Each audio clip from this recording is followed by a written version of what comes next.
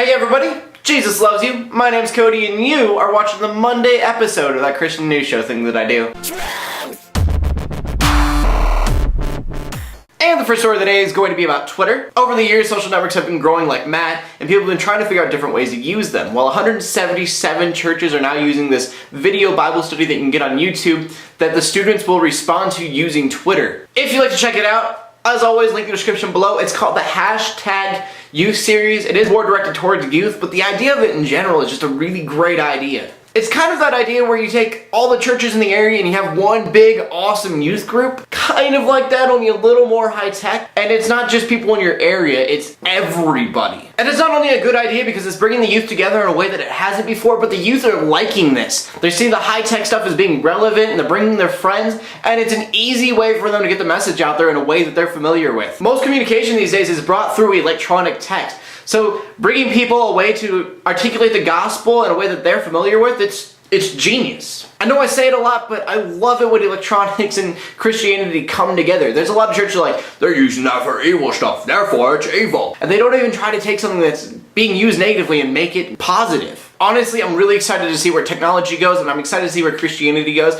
and I'm mostly excited to see where those two meet. And my next story is about Will Smith, who's trying to be the director and star of a movie about Cain and Abel, which of course is really exciting. I love all the different movies that are coming out that are Christian movies, but I can't lie, I was a little skeptical because they wanted to make it a Cain and Abel vampire movie. Which, I'm not very big on blasphemy. I'm like, do whatever you want, freedom of speech, freedom of whatever, but that's just weird. And I know that goes against another video that I made about a movie that was blasphemy, that was an atheist movie about Jesus. This is different in the sense that it's not just some atheist movie trying to make Jesus look bad or whatever. This is like, they're trying to take it and they're taking a story of a religious book and they're defacing it. So on one side you have a group of people that are like, hey, this is the facts that we see and this is the way we see them. And then you have another side that's like, hey, let's take a story out of a religious book and let's change it to make it the most entertaining way possible. I think that's my problem. You're taking a story out of a religious context and you are making it some kind of entertainment for people without any value to it and completely taking away the value that it has for other people.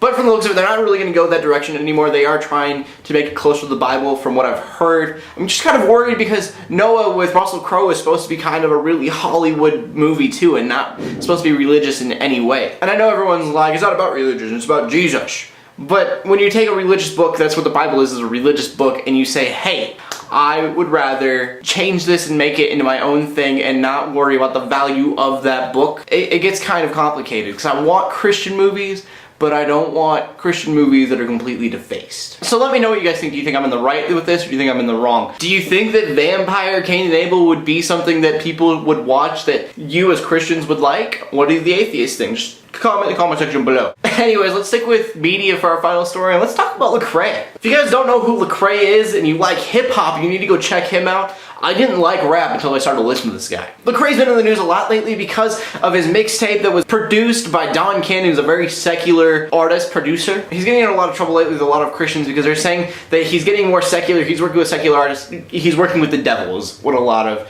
really conservative Christians are saying.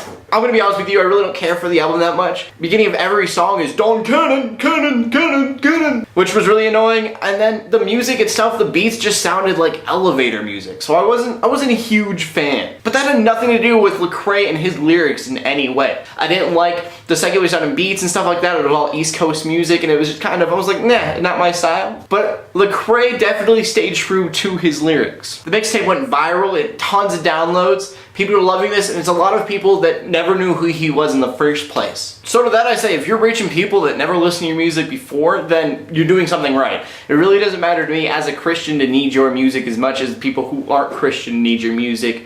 If they're coming to Christ with it, that's awesome. He had No Malice, formerly known as Malice, on his mixtape Church Clothes on one song, and now he has him on his new upcoming album Gravity that comes out in the fall. And a lot of people are giving him flack because they're like, oh, you're using secular artists in your album, you're working with the devil, blah blah blah blah. But the reason that No Malice changed his name from Malice to No Malice in the first place was because he's become a Christian. He hopes to come up with a new album soon. So it's not really fair to say No Malice is not a Christian artist because he is. He hasn't come up with an album yet, but he's working on it. He's a Christian guy, he's not some secular artist. But again, Lecrae is using secular producers and things like that to get his beats made, his music made. So I'm curious, what do you guys think? Do you think that he is of the world or not of this world? If you listen to his lyrics, you can kind of see that he himself really hasn't changed. His lyrics are very real, they're very Christian, they're very authentic.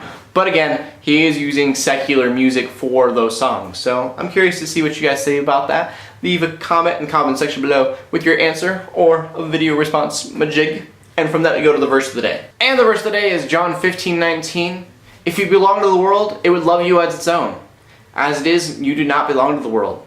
But I have chosen you out of this world, and that is why the world hates you. But I think Lecrae is a really good example of not being of the world, but in it. He's not being worldly, but he is in the world spreading himself and spreading Jesus to everybody that he can so that people can get the light. Because if you don't go into the world, no one's going to come to you. I think that's my take. I'm curious what you guys think. Do you think that he is worldly, or do you think he is just in the world being Christian? That's all I found interesting in the news today. In closing, haters keep hating, Christians keep praying. To everybody, like, subscribe. I will see you later, and God bless.